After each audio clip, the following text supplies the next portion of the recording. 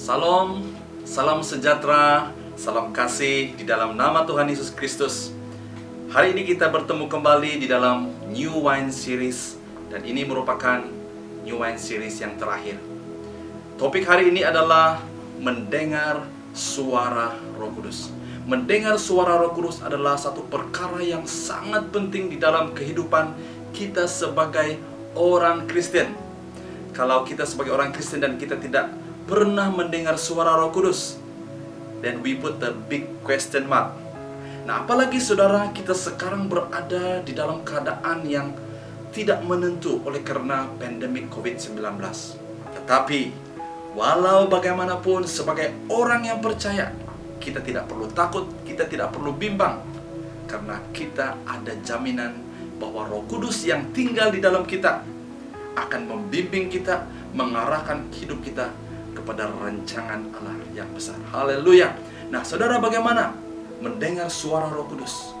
Di sini saya mengungsikan ada 4 cara yang efektif mendengar suara Roh Kudus. Yang pertama, mendengar suara Roh Kudus melalui persekutuan dengannya. Haleluya. Dalam Yohanes 10 ayat yang ke-27 berkata, "Domba-dombaku mendengar suaraku, aku mengenal mereka dan mereka mengikutku." Haleluya. Nah, kita akan menjadi lebih peka kepada suara Roh Kudus apabila kita mengambil masa bersekutu dengannya. Kita akan menjadi lebih peka dengan suara orang yang selalu bersekutu dengan kita. Contohnya, saudara, kalau kita selalu bersekutu dengan istri, dengan suami, dengan anak-anak kita, mereka akan mengenal suara kita, saudara. Haleluya. Begitu juga halnya mendengar suara Roh Kudus. Semakin kita bersekutu dengannya, semakin kita fellowship dengan Roh Kudus, kita akan menjadi lebih peka kepada suara Roh Kudus. Yang kedua, saudara, adalah mendengar suara Roh Kudus melalui firman Tuhan. Haleluya.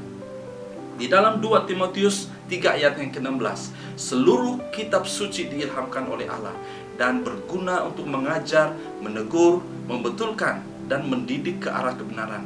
Dengan demikian, tiap-tiap orang yang mengabdikan diri kepada Allah akan dilengkapi sepenuhnya untuk melakukan segala kerja yang baik.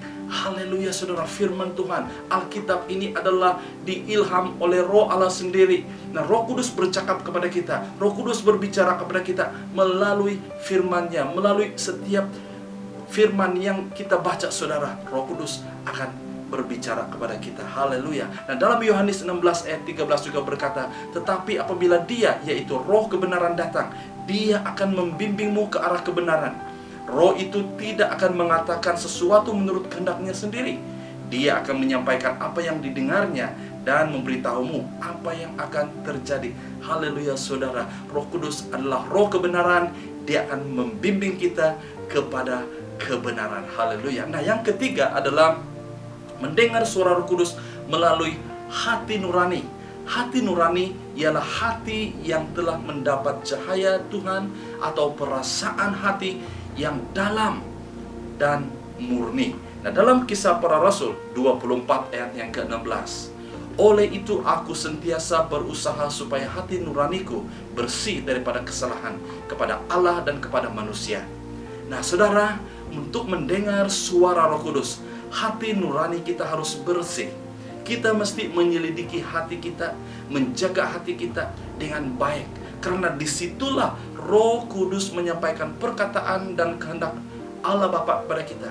Bayangkan, saudara, kalau hati nurani kita tidak bersih, hati nurani kita tidak baik, bagaimana kita boleh mendengar suara Roh Kudus? Maka dengan itu, saudara, hari ini mari kita bersihkan hati nurani kita, supaya hati nurani kita dibersihkan dan kita akan mudah dan peka mendengar suara Roh Kudus. Haleluya. Yang keempat, mendengar suara Roh Kudus melalui masa diam ataupun quiet time. Nah, di dalam Mazmur 46 ayat yang ke-10 berkata, "Diamlah dan ketahuilah aku Allah. Be still and know that I am God." Nah, waktu kita mengambil masa untuk berdiam diri di dalam hadirat Tuhan, saudara, inilah cara yang sangat luar biasa, di mana Tuhan, Roh Kudus akan berbicara kepada kita. Kita boleh mendengar suara Tuhan.